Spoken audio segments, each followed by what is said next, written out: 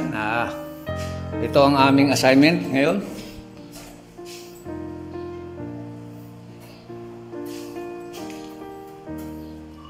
Ang maglinis ng mga electric fan.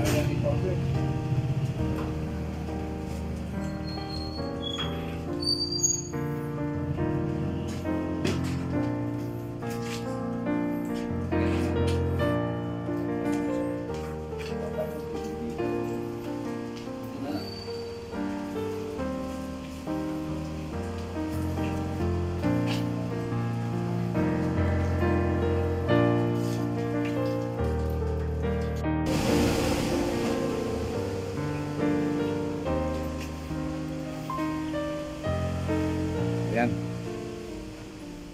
Ano bang ginagawa mo? Naglilinis po ako ng electric fan para ito po ay ganda. Talaga. Sana all. Lipat mo na yung ano mo, knowledge mo.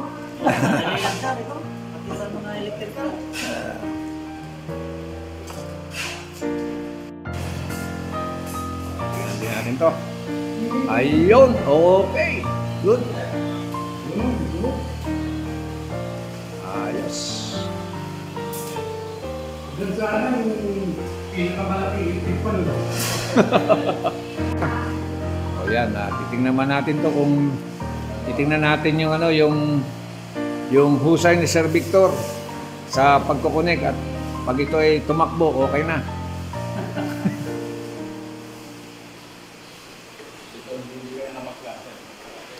Yan, pwede po siguro yan.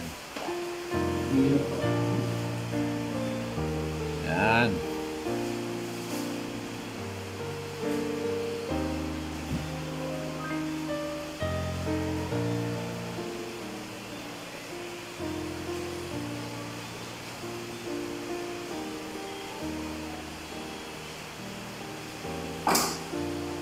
Ayos.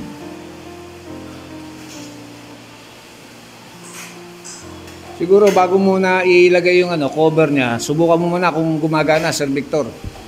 Ito may ano dito yung saksakan na yun. Ayan, yan. Para malaman natin kung yan ba ay isa sa mga dapat i-repair o ano. Ayun, gumagana. Ayos. Ayan. Pwede. 2, 3, 4. Ganyan pa rin kahinaya kahit na ilagay sa ano, sa pinakang ano.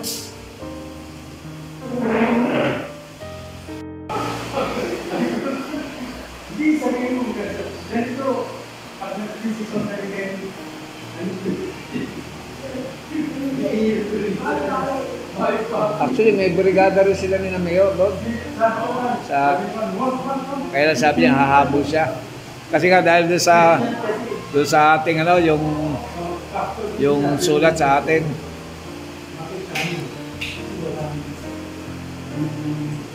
Yan, si Sir Nesperos ang isa sa mga nagpintura din dito sa loob at labas. At pati doon, yung pagbabakbak ng ano doon, ng pader doon. Isa yan sa napasabak, pati yung mga kasamahan niya sa mabigat na trabaho. Sa brigada.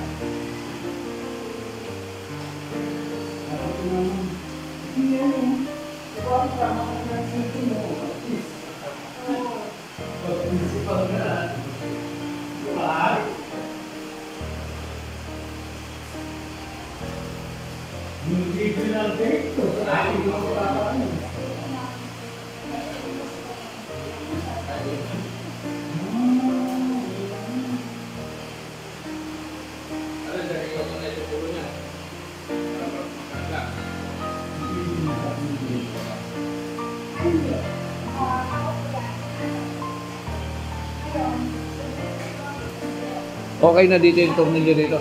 Okay, okay. I-repair ulit.